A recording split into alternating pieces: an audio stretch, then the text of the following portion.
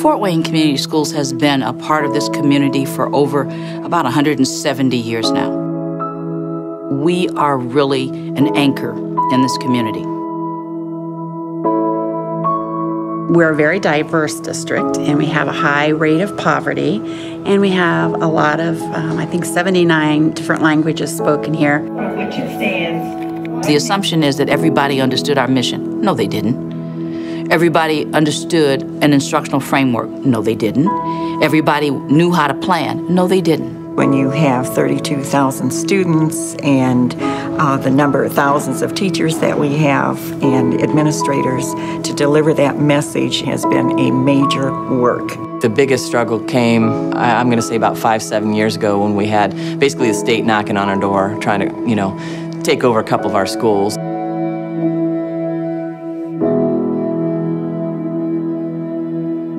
At that time, it was dire. It was desperate. It was, what are we going to do right now?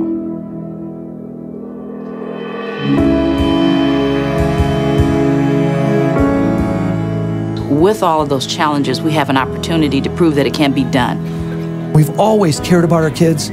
We've always worked hard for them. But there were some frustrating years, actually, where I wasn't sure that we were doing our best for them.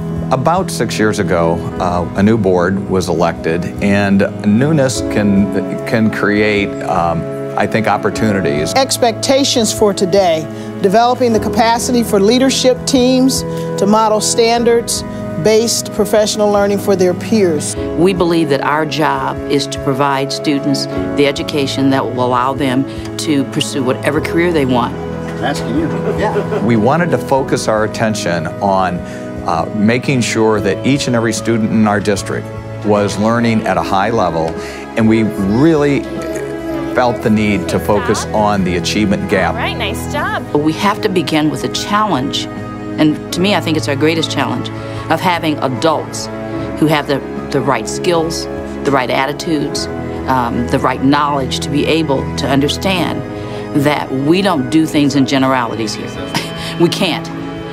Because of our diverse population. The educator is the variable. The student's not the variable. We are the variable. We are the ones who can choose this strategy, this activity, this curriculum, etc., to meet that student's need. And so we started out by looking at the data and then trying to decide how do we address what we saw in the data, in the instructional gaps and in the learning gaps. We have a system-wide belief that every child does want to learn. Maybe we haven't figured out the best way to tap into that desire, and that's our goal now. And we need help, frankly, in determining what those strategies are. We're going to really focus today on developing those skills and strategies that are simply essential. Now that we've got all these great changes for the last few years, now we're at a point of how are we going to sustain all this, and that's where Learning Forward comes in.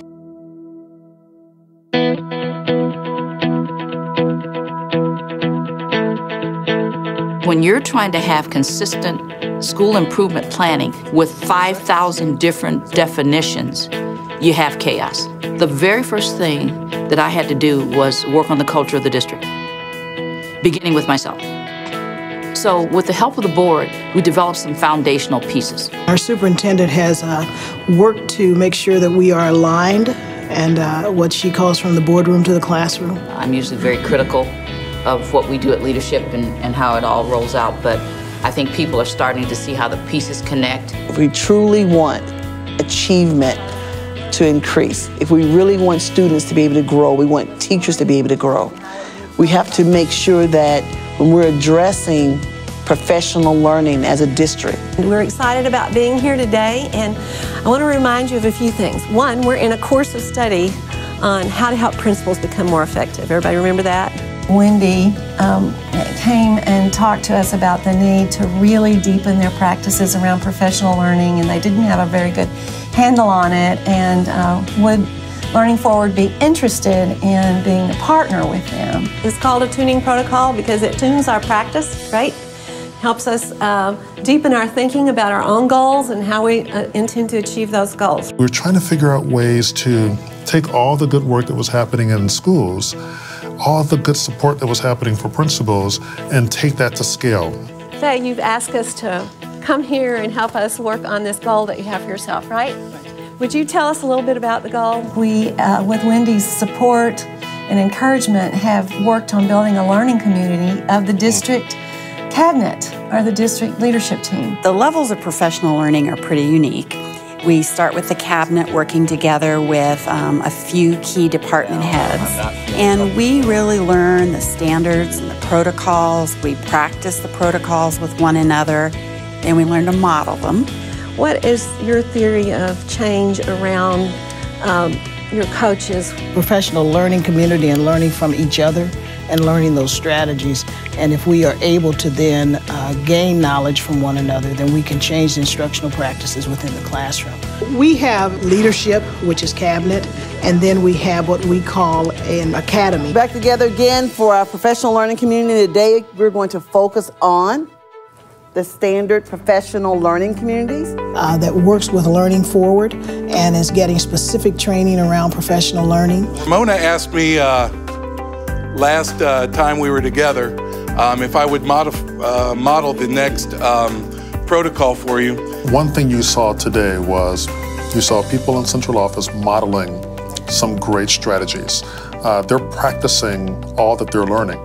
So I think that's another thing that's allowing some of this work to go to scale, because the principals are going to be doing the same thing with their quality improvement teams. I was able this morning to be a part of my typical Learning Forward group downtown. And these are teams that are comprised of building principals along with lead teachers and other teacher leaders.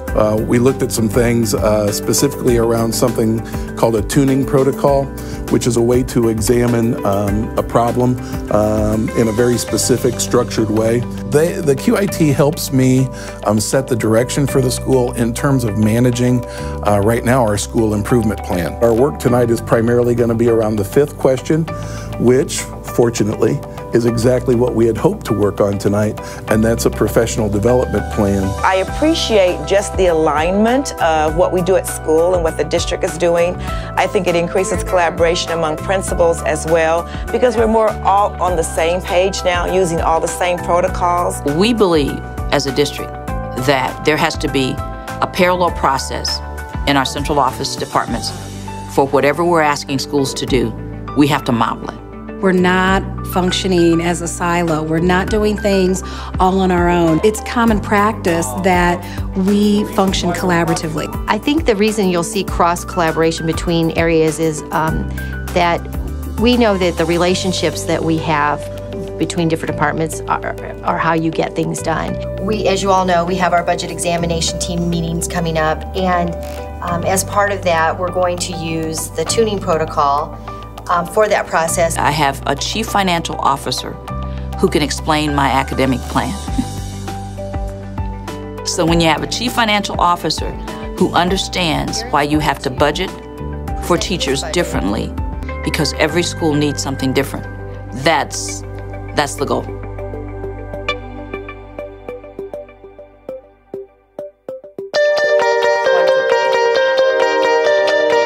We know that in any school, in this district or anywhere else, there might be that one child who has this idea that might change the world. We want all of our teachers teaching at a level that those ideas have a chance to come to light.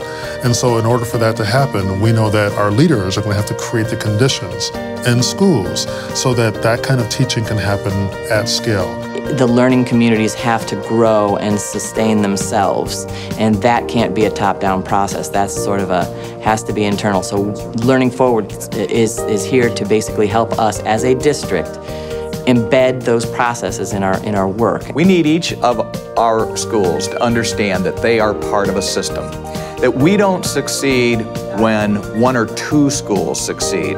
We succeed when each and every member of our professional team is striving for really the same goal, and that is to ensure that each student is achieving at a high level and that we are narrowing the achievement gap.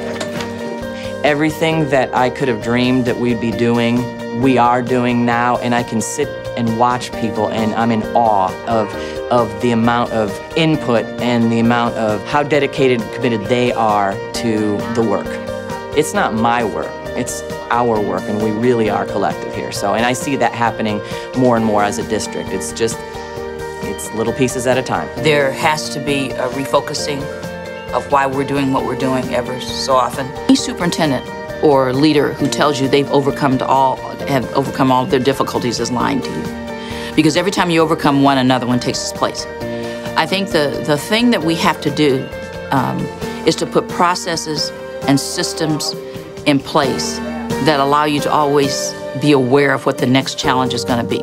And we have tough times coming ahead, but we care about our kids. And these strategies in this time period and working on it is all in an effort so that these kids can leave here and have a good life outside of our building. And that's exciting to be a part of that kind of attitude and morale in a building.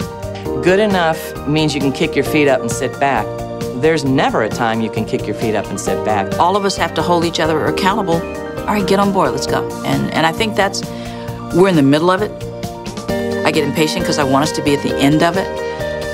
But anybody who works with change knows that there's no instant change, and anybody who says they've done something instantly, they're still on the surface. It's going to take a while for any of us to fall forward to the new practices, but it's coming for you all quickly because you're willing to go try it on when you leave us. As I try to explain, what keeps me going, it always is centered around going into schools, going into a building, and they don't know you're coming. But all of the posters and the processes and the commitment to kids and the focus on kids and everybody knowing what their roles are, when you see it happening, when they didn't expect for anybody to be watching, that's the best part for me. That's when I know that all the things we're doing are worth it because they're actually getting down to the classroom and actually impacting kids.